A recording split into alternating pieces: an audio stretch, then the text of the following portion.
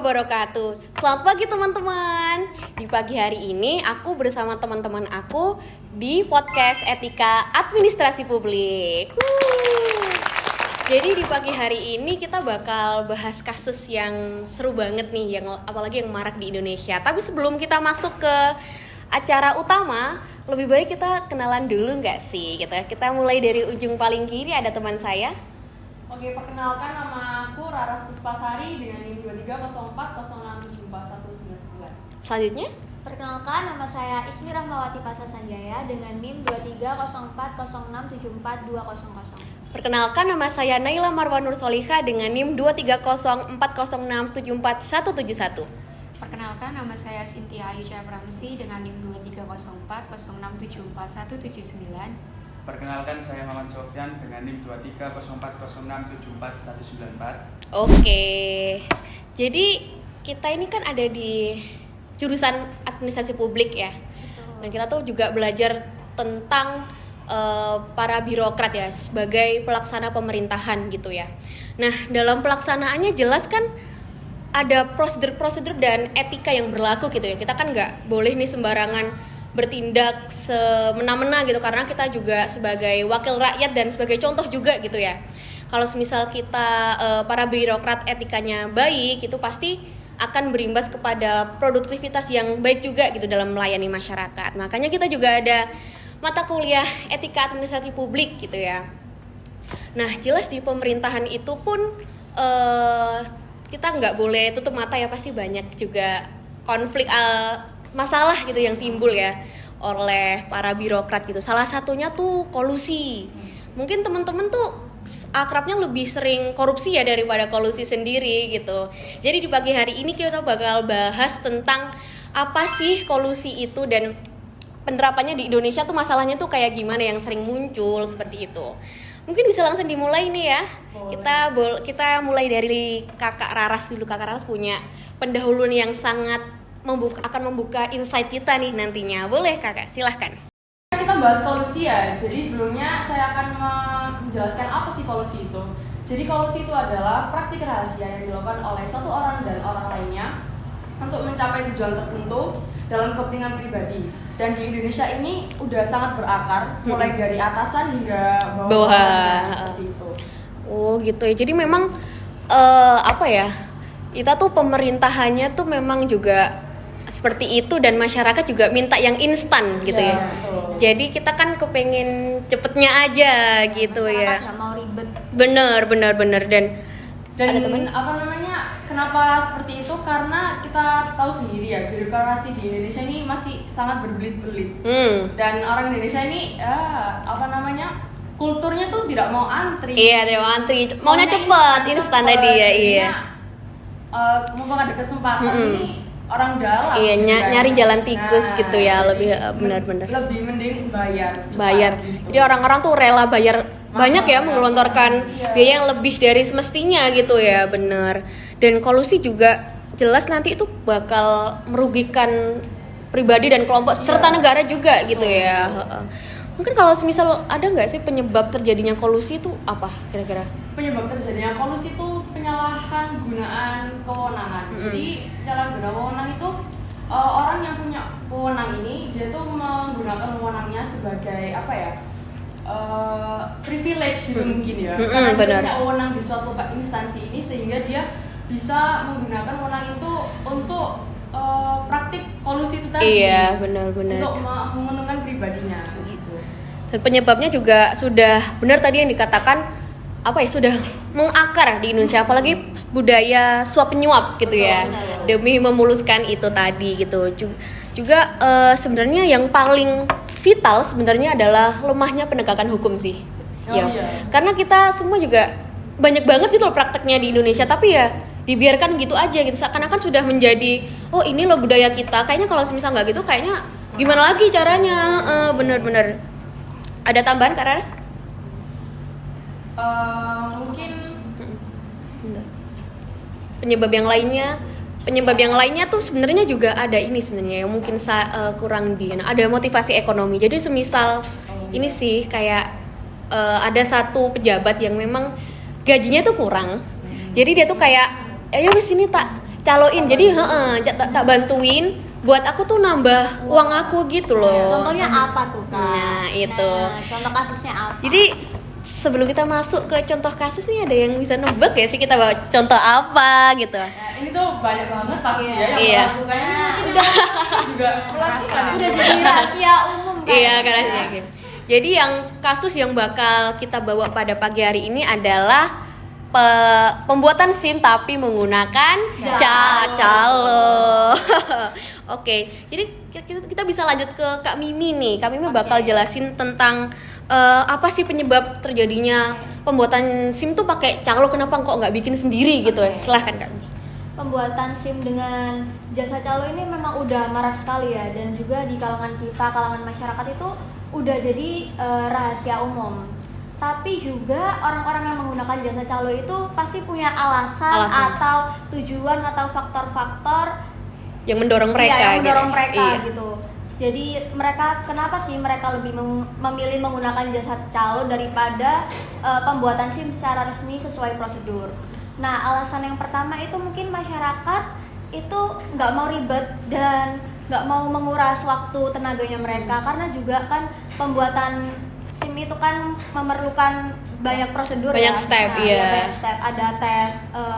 Ada tes tulis, Iya. ada tes komputer, terus ada tes praktik. Ya, ada psikotes itu tes tulis nggak sebenarnya? Iya. Ya, Iya, tes setuju. tulis itu. Nah, Yang paling ribet jelas tes ini sih ya, tes yang di track itu paling terus ribet. juga belum antriannya. Benar. Nah, terus juga pasti kan apalagi para pekerja ini juga waktunya terbatas ya.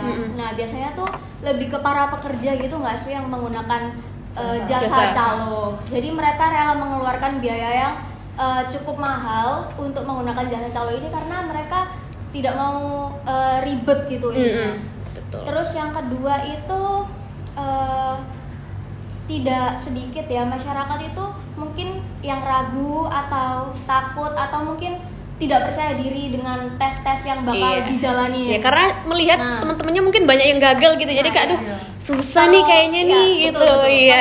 Kalau dulu itu tes praktik itu kalau nggak salah itu berbentuk angka 8. Iya, 8 yang tapi sekarang udah dirubah. Udah dirubah karena banyak yang aspirasi dari masyarakat. Susah nih. Iya. Susah. Jadi mungkin ya instansi kayak mendengarkan aspirasi dari masyarakat dan merubah rutenya gitu. Tantangan itu tadi ya. Nah, yang ketiga tuh poin utamanya sih. Ini lemahnya penegakan hukum di Indonesia yang membuat calo-calo ini jadi punya kesempatan gitu untuk menjalankan aksinya. Oke, setelah itu ada pertanyaan lagi. Apakah kira-kira kita bisa dapat bocoran nggak sih? Gimana pelaksanaan SIM? Iya. Apakah kira-kira mungkin temennya Kak Mimi atau mungkin pernah mendengar secara langsung gitu tentang gimana sih kalau semisal pembuatan SIM lewat calo tuh stepnya gimana gitu? Oke. Ini yang aku tahu itu pengalaman dari beberapa kerabat saya. Dan ini memang berbeda-beda sih pengalamannya. Iya. Karena juga SIM sekarang kan waktu dulu itu udah ada banyak perubahan gitu loh. Nah, kalau temen aku dulu tuh katanya yang pertama tuh dia tuh ada yang menggunakan jasa calo, emang dia cari jasa calo, tapi tuh juga ada yang lewat orang dalam, jadi dari instansi langsung sendiri. Bahkan dari instansi kenalan. Polresnya langsung. Iya, betul. Wow, itu Nah, mencengangkan ya. Kalau itu mencengangkan itu. biasanya tuh kalau lewat jasa calo itu kan pasti kan ada kesepakatan biaya, berapa biaya untuk SIM A, SIM C dan lain-lain. Atau setiap SIM itu biasanya biayanya tuh beda. Beda, Nah, SIM antara SIM A, C dan seterusnya gitu ya. Oke. Lalu setelah itu pemohon, kerabat saya itu disuruh melengkapi beberapa dokumen seperti foto, terus juga KTP. Udah itu aja sih katanya, foto dan KTP. Setelah itu ntar diurus oleh si calonnya ini. Terus lalu setelah itu tinggal menunggu aja sih prosesnya. Tinggal duduk manis berarti yang. Tinggal duduk manis aja. Enak banget. Tapi, ya. Dua kerabat saya ini tuh ada perbedaan gitu. Jadi yang satunya ini dia tuh tetap mengikuti tes-tes. Jadi dari tes tulis tadi tes ya. tulis, Iya. terus abis itu tes. Dia nggak ikut tes praktik. Nggak Dia ada. cuma ikut tes tulis sama enggak kesehatan. Tes tulis sama tes komputernya. Oh. Dan tes komputernya padahal dia tuh nggak lolos antara Biasa. nggak lolos. Iya. Jadi dia di Nggak- bawah KKM. Jadi tuh ada KKM-nya. Ada passing grade ya, Iya, ada passing grade benar. 80 kalau nggak salah. Iya, di aplikasi e-Avis dulu itu kalau nggak salah, jadi iya. tidak lolos dia. Tapi tetap aja kan hanya untuk formalitas. Bener. Nah, tapi yang kedua ini bener-bener dia cuman kasih foto aja, sama KTP, nggak ngapa-ngapain, terus ntar langsung jadi tinggal ambil. Nah, oke, yang step terakhir itu penerimaan SIM-nya itu sendiri. Biasanya tuh kalau pembuatan SIM secara resmi itu kan butuh waktu ya, mungkin Iya. berapa lama ya? Lama sih, semingguan. Enggak sampai sih. Nggak sampai. Aku waktu itu habis selesai tes ya. Iya. Karena step terakhir itu tes yang Praktik, iya. Itu mungkin aku cuma nunggu 1 jam sampai 2 jam Oh, aja. soalnya memang kalau based on my experience gitu ya, di Kolombo tuh memang rame banget. Jadi kita sampai dikasih SIM sementara. Jadi berupa kayak kertas gitu. Saking ramenya aku tuh nunggu sekitar semingguan bahkan. Mungkin Lagi rame, ya benar. Jadi tergantung daerahnya. Iya benar, tergantung daerah juga. Karena mungkin Surabaya juga ya rame itu tadi ya, benar. Karena kalau lewat calo itu kan pasti kan kita kan mengeluarkan biaya ya. Jadi pasti Iya. ada benefitnya dan Iya. untuk Gampang proses ya. pembuatannya, proses Lebih menunggunya cepat. tuh lebih cepat. Dan kadang itu malah dianterin. Dianterin Kita ke rumah? perlu repot-repot buat Ini nyari. delivery pizza? Oh tidak, delivery SIM ini berarti ya. Benar, Ada. udah sih itu aja yang aku tahu dari kerabat aku pengalamannya. Tapi memang setiap calo gitu mungkin beda ya, kayak terms and conditionnya harus Iya. ini. Nah, cuman kalau semisal aku sendiri nih ada nih. Tapi mungkin aku tahu ya kenapa perbedaan itu tadi. Kenapa? Mungkin dia yang tinggal duduk manis itu, dia punya kenalannya pangkatnya lebih tinggi. Mungkin, Nah, mungkin iya. Jadi yang mungkin yang masih aneh itu pangkatnya Oh, di gini, bawahnya gini. yang tadi itu. Enggak. Jadi Gimana? lebih enak. Jadi ini yang emang jasa calo emang itu tuh udah punya kenalan orang dalamnya di instansi tersebut. Oh, iya. Gak mau nyebut ya. Iya. Nah, Jangan. bener jasa calo yang apa ya? Jadi bener-bener literally jasa calo, tapi dia tuh nggak ngelakuin apa-apa karena emang udah bayar gitu loh. Tapi yang satunya ini yang dia ngikutin sesuai formalitasnya, sesuai prosedurnya, tapi dia nggak lolos tes, itu dia malah ada kenalan di dalam orang di dalamnya itu. Oke. Nah, jadi tuh malah lebih enak yang lewat jasa calo ini tadi. Tapi yang punya kenalan di dalam instansi tersebut itu tetap harus ngikutin prosedur sesuai buat formalitas doang gitu. Oh gitu. Kira-kira kayaknya Kararas bikin SIM secara langsung kan ya? Ini nggak lewat calo ya? Ini Iya. for your information aja. Iya, kita lihat perbedaannya apa? Komparasi antara pakai calo. Ya. Cuman saya ini buat kayaknya itu tanpa calo. Oke. Jalurnya masih 8 atau udah berubah kan? Ya sudah berubah kan. Oh. Jadi dulu itu saya tuh tahapannya tuh ya dari pertama itu fotokopi berkas kan di Polresnya. Habis itu tuh tes psikotes, ada tes psikotes. Iya. Oke. Aku Habis juga itu sih. tes psikotes. Habis itu ada tes kesehatan yang dimana kita tuh ternyata tes kesehatan tuh harus membayar 50.000. Bener. Untuk mendapatkan kartu kartu kesehatan. Iya, aja. iya. Tapi untuk apa kan? Habis itu tuh selanjutnya itu kok di saya itu foto. Habis foto itu nunggu tes praktiknya itu tadi. Oh. Dan ternyata saya itu kemarin tes praktiknya itu harus mengulangi sebanyak 2 kali. Gitu ya. Karena apa? Ngelewati garis atau Bukan, karena bener-bener ini ya teliti banget Oh. polisinya. Jadi kalau kita belok itu harus noleh kiri. Kalau Iya. Oh, gitu ya. Terus kalau sign itu jangan lupa sign gitu. Oh, lambo ya. Udah sih itu aja. Terus sama ini kecepatan. Di sana itu juga harus ada minimal kecepatan. Oh, ada juga. Nggak boleh banget. Berapa? Minimal Berapa berapa? kemarin tuh kalau nggak salah 60 km. Itu maksimal? 40. Oh, Iya. oh gitu ya. Iya. Ternyata memang Dan sangat kemarin itu teliti. kenapa aku ngulang pertama? Karena nggak tahu ya, aku nih ngerasanya motor yang pertama kali aku pakai itu gasnya tuh berat banget. Jadi tuh pas dibuat belok itu Susah. tuh jatuh. Oh, ya nahan gitu ya. Iya, Iya. soalnya gasnya berat gitu. Jadi nggak bisa kayak enak kayak motor biasanya. Soalnya motornya tuh udah disiapin Dari sana. Iya, Heeh. dari situ. Oh. Jadi memang sebenarnya tes calo itu bukan apa ya? Ada negatifnya juga gitu loh. Karena kalau misal kita tes langsung kan ya udah kita tuh menguji kita tuh capable atau enggak naik motor itu tadi gitu. Soalnya kan kalau misal kita nggak bisa naik motor terus tiba-tiba naik motor kan ya takutnya tuh terjadi apa-apa gitu loh di jalan. Itu pun juga nggak merugikan kita doang tapi merugikan orang lain gitu. Memang menarik banget ya. Bahkan Tapi untuk SIM ini tuh nggak ada pengurusan dokumen-dokumennya untuk melalui online gitu enggak ya? Harus langsung atau gimana sih? Nah kalau misal Sekarang ini itu? kalau sekarang sih jelas sudah ada digitalisasi ya Oh. seharusnya ya itu. Cuman Jadi yang mungkin lebih mempercepat waktu gitu loh. Jadi masyarakat yang ingin mengurus SIM itu lebih enak itu datang langsung praktik. Bener, Praktik iya. praktik Iya. naik sepedanya gitu loh.